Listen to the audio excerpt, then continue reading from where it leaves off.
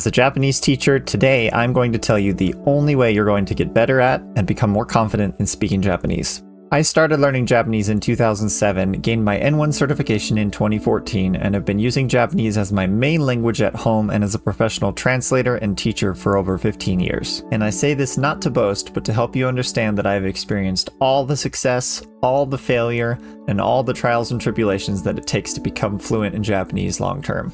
Not only that, but I have observed countless others around me who also had their own individual struggles learning the language. Everyone feels like they hit a brick wall at times when learning a new language, especially one as difficult as Japanese. But some are able to overcome that and continue improving, and some seem to get stuck. This is especially true of speaking ability, which is what we're going to talk about today. If you search around on the internet on how to learn Japanese, you will get all sorts of advice. Use a textbook. Don't use a textbook. Learn hiragana first. Do 1,000 hours of immersion learning first. Practice pitch accent. But if your main goal in learning Japanese is to live in Japan, make Japanese friends, or sound as natural as possible in conversational Japanese, there really is only one way to gain confidence in those skills. Speak Japanese, and start doing it now. But wait, you may say. I heard that there is evidence that early output can cause fossilization. If I start output too early, I will start speaking Japanese incorrectly. Those mistakes will be ingrained in my Japanese, and I will never truly sound like a native. I will be doomed to sound like a preschooler for eternity. Fortunately, fossilization isn't just a switch that flips the second you open your mouth in Japanese and make a mistake. And there's actually research on this. While this is still being debated, there is a theory that errors get locked in when you stop getting corrected and just settle for being understood. So the more you're actively speaking and getting feedback and going out of your way to get corrected, the less likely that is to happen. I've seen beginner learners who are far more confident and natural sounding in their Japanese than intermediate and even advanced learners. You may also have heard stories of people who grinded the JLPT but sound extremely unnatural in the way they speak and present themselves in Japanese, if they can hold a conversation at all. Every non-native Japanese speaker I know of who achieved a noteworthy level of proficiency and confidence in speaking Japanese spent a lot of time doing one thing: speaking. And nearly every person I know of who struggled to gain such skills rarely did one thing: speaking. You can be very good at comprehending Japanese and not be able to speak much Japanese at all. As a simple analogy, let me share this. Several years back, I was working on getting my pilot's license to become a commercial pilot. And pilot training is mainly separated into two categories: groundwork and flights. Groundwork is the knowledge that you need to be able to operate the aircraft safely.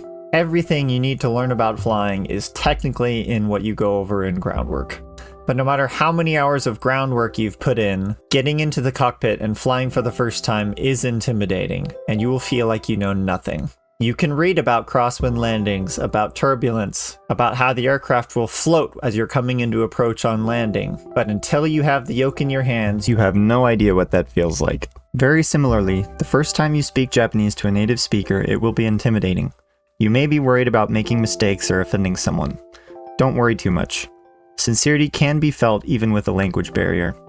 The majority of people will recognize that you aren't trying to be rude, even if you make a mistake that could be taken that way. You will learn so much more from the direct feedback that a conversation brings. Pay attention to how the words you use affect the other person. Pay attention to the phrases they use and start using them in your own Japanese. Some words and phrases you learn might be a little too strong, or not quite convey your ideas exactly the way you want to. If you are paying attention, over time you will learn that certain words and phrases give the perfect amount of politeness, or a bit of flavor to your speech that perfectly matches the situation.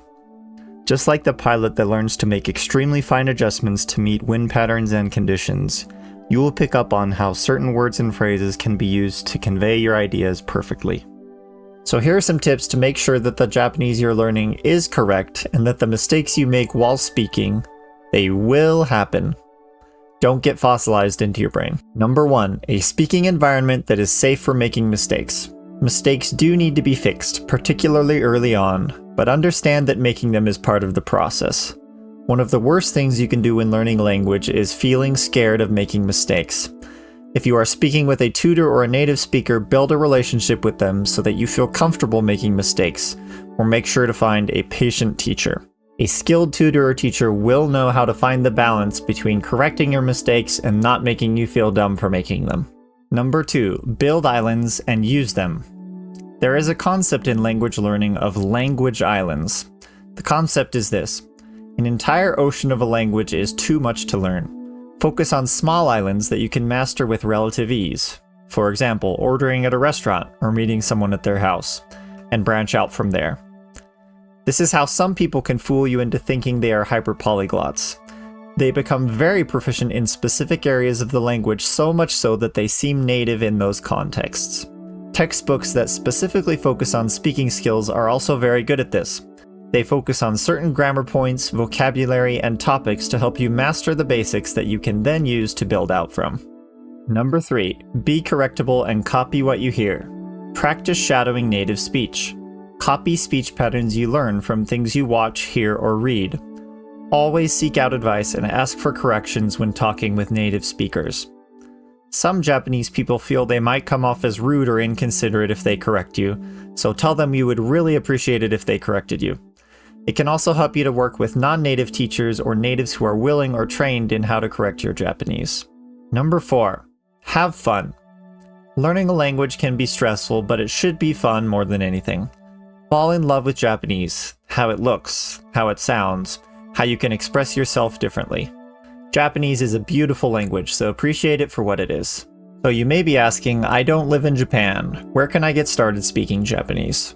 Nowadays, there are so many places on and offline that you can get started speaking Japanese, but here are some of my personal recommendations. Number 1, find yourself a tutor.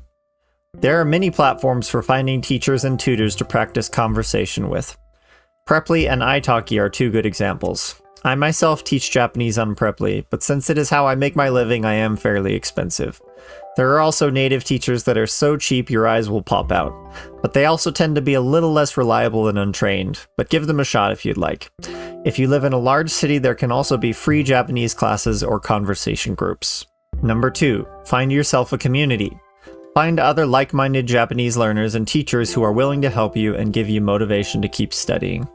There are a number of Discord servers and learning communities specifically for speaking. Number 3, connect with natives who have the same hobby. Start looking up things that you love to do in Japanese and finding Japanese communities for such hobbies. Hobbies can transcend cultures and language barriers, and Japanese involving things you love and are passionate about seems to be a lot easier to remember. When I was first learning Japanese, I started getting into Japanese video games and joined several communities involving Japanese video games.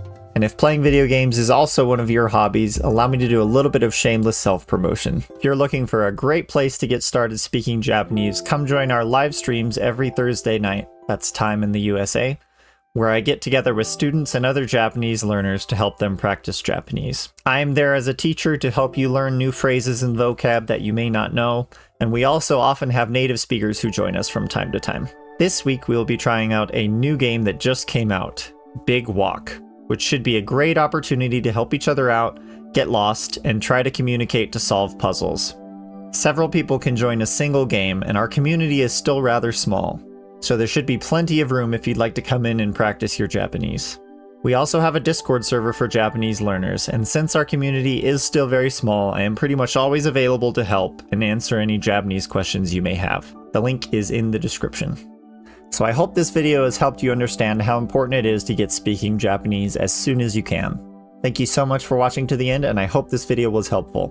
If it was, please let me know in the comments. もちろん日本語で。またね。